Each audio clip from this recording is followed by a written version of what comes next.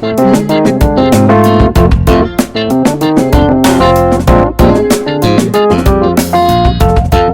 குட்டீஸ், welcome to ரேச்சஸ் மைத்திக்கல் stories. இன்னைக்கு நம்ம சேனலில் காணாமல் போன பணப்பை கதை பார்க்க போகிறோம்.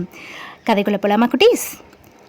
ஒரு ஊரில் வணிகன் ஒருத்தன் வாழ்ந்துக்கிட்டு வந்தான்னா.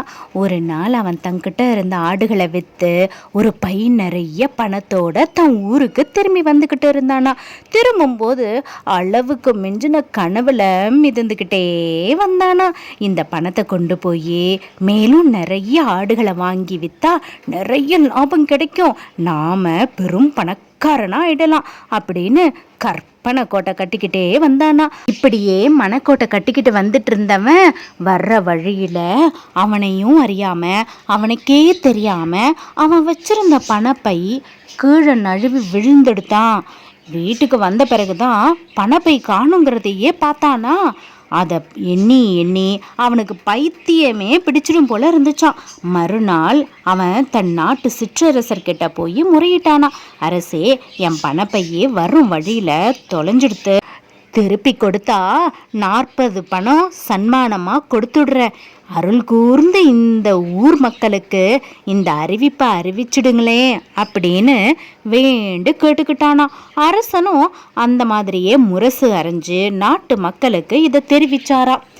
3 நாள் கழிச்சு வயசான ஒரு பாட்டி தான் கண்டெடுத்த பணப்பைய சிற்றரசர்கிட்ட ஒப்படைச்சாங்களாம். சிற்றரசர் அவங்களுடைய நேர்மையையும் நாணயத்தையும் பார்த்து மகிழ்ச்சி அடைஞ்சு அவங்களுக்கு தக்க வெகுமதி அளிக்கும்படி வியாபாரிக்கு ஆணையிட்டாராம்.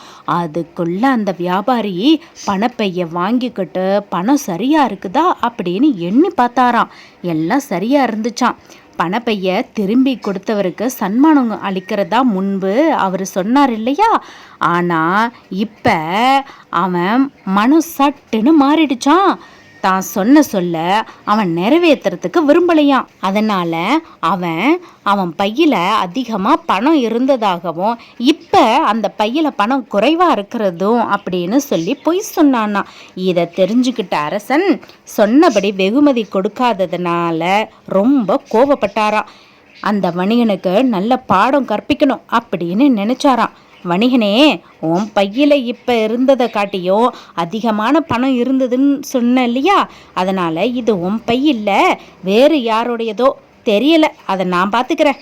பணத்துக்கு சொந்தக்காரன் வந்து கேட்குற வரைக்கும் இது என்கிட்டயே இருக்கட்டும், நீ இந்த இடத்த விட்டு போகலாம் அப்படின்னு ஆணையிட்டாராம். அந்த வணிகன் போன பிறகு அரசன் மூதாட்டிக்கிட்ட சொன்னாராம், பணத்தை வச்சிருக்கிறவன் மட்டும் பணக்காரன் கிடையாது, சொல்ல மறவாது மற்றவங்களுக்கு பெருந்தன்மையோடு கொடுக்கும் உள்ளம் படைச்சவனும் பணக்காரன் தான் அப்படின்னு சொல்லிட்டு மூதாட்டியுடைய நேர்மையை பாராட்டி பணப்பைய அவங்களுக்கு பரிசா கொடுத்துட்டாரா. கஞ்சத்தனமுடைய வணிகன் பணத்தை இழந்ததோட மற்றவங்களுடைய இகழ்ச்சிக்கும் கேலி பேச்சுக்கும் ஆளானானா. என்ன குழந்தைங்களா, கதை பிடிச்சிருக்கா? கதை பிடிச்சிருந்ததுன்னா உங்களுடைய குட்டி குட்டி ஃப்ரெண்ட்ஸுங்களுக்கும் கதையை ஷேர் பண்ணுங்கள். சேனலை சப்ஸ்கிரைப் பண்ணிடுங்க. தேங்க்யூ.